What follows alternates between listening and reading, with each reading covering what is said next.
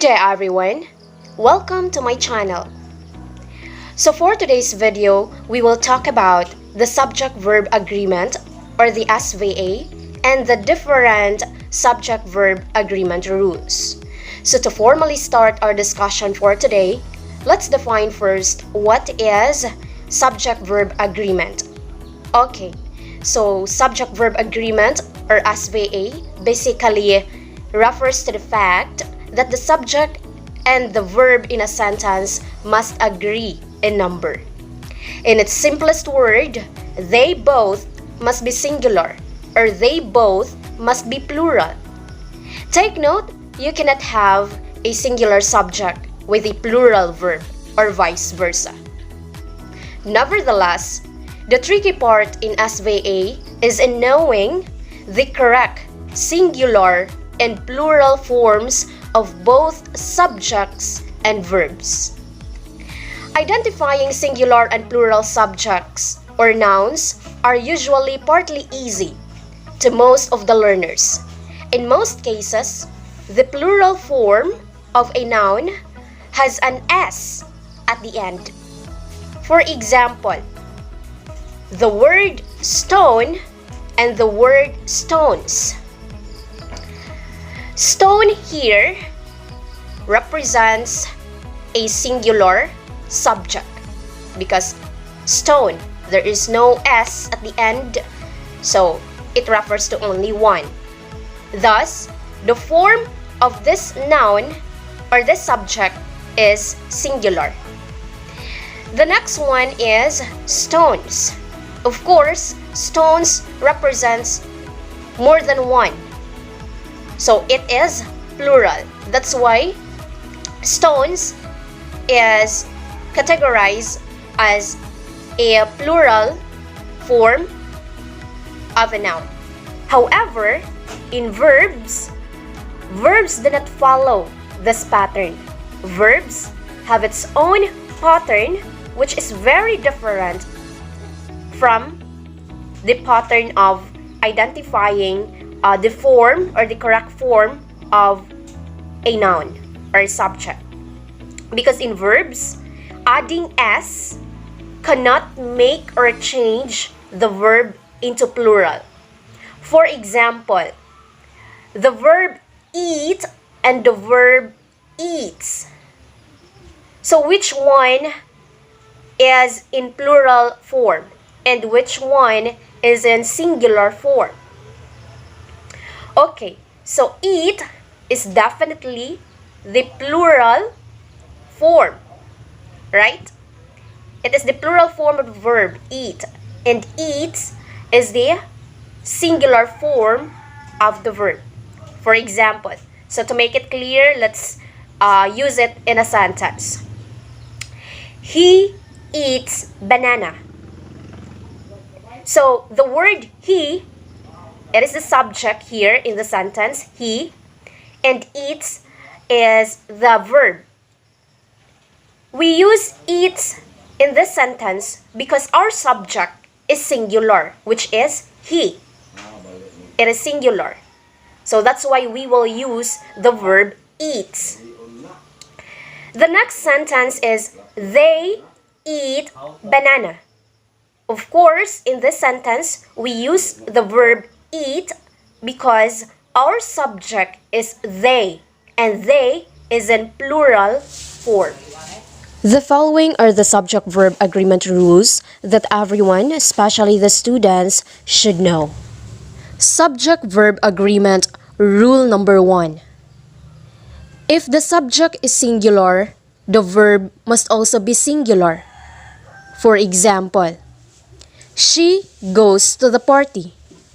In this example, she is the subject, which is in singular form, and goes is the verb, which is also in singular form. Now, subject-verb agreement rule number 2. If the subject is plural, the verb must also be plural. For example, they go to the party. In this example, the word they is the subject, which is in plural form, and go is the verb, which is also in a plural form. Subject-verb agreement rule number 3. When the subject of the sentence is composed of two or more nouns or pronouns connected by and, use a plural form of the verb. For example, the student and the committee members write every day. So in this sentence, there are two nouns, the student and the committee members, which are combined by the word and. So we will use a plural form of a verb, which is write. Subject-verb agreement rule number 4. When there is one subject and more than one verb, the verbs throughout the sentence must agree with the subject. For example, interviews are one way to collect data and allow researchers to gain an in-depth understanding of participants. So in this example, interviews is the subject and it is in a plural form. So we will use a plural form of a verb. And since there are two verbs in the sentence, they must agree with the subject. So that's the reason why we use the verb are and the verb allow. Subject-verb agreement rule number 5. When a phrase comes between the subject and the verb, remember that the verb still agrees with the subject, not the noun or pronoun in the phrase following the subject of the sentence. For example, the student, as well as the committee members, is excited.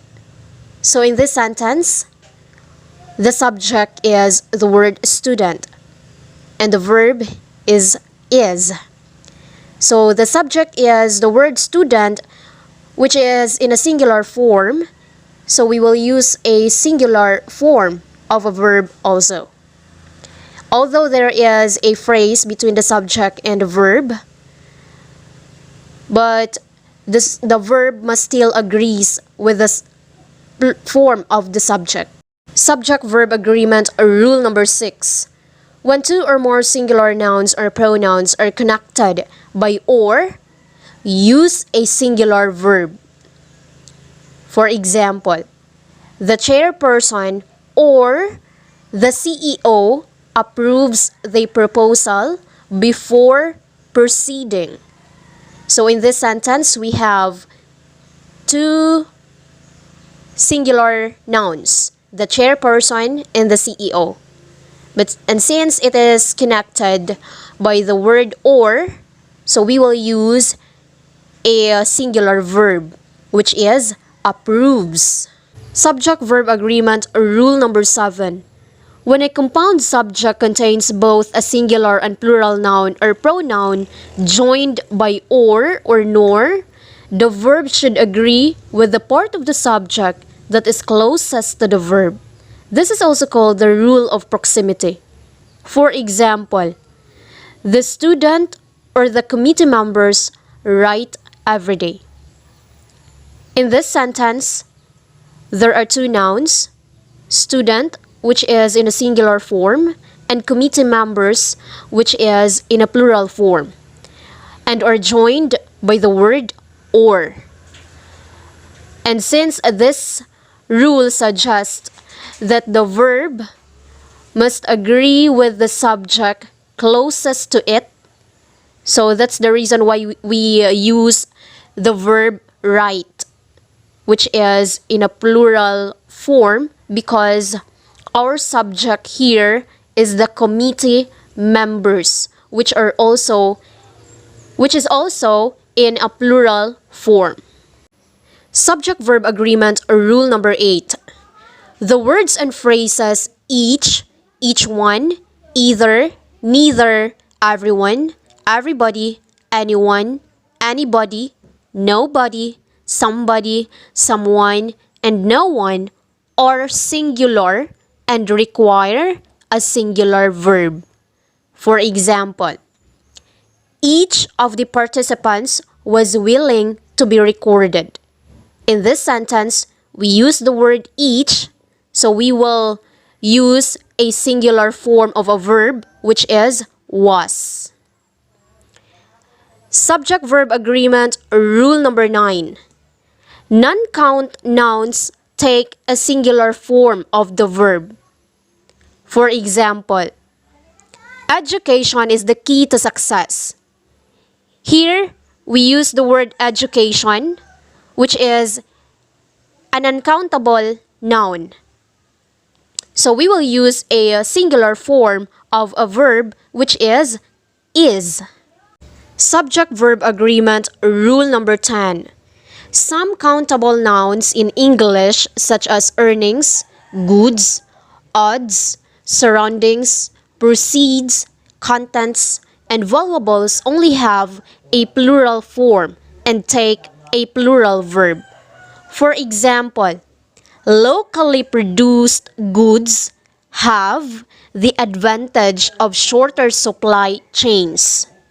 So, in this sentence, we have the goods, which is the noun. So, we will use a plural form of a verb, which is have. Subject-verb agreement, rule number 11. In sentences beginning with there is or there are, the subject follows the verb. Since there is not the subject, the verb agrees with that follows the verb. For example, there are many problems in our country. The next one, there is only one guava in the table. And the last subject-verb agreement rule is states that collective noun are words that imply more than one person but are considered singular and take a singular verb. Some examples are group, team, committee, family, and class. For example, the group meets every week. So, the subject here is the group or group. So, we will use a singular verb, which is meets. Alright,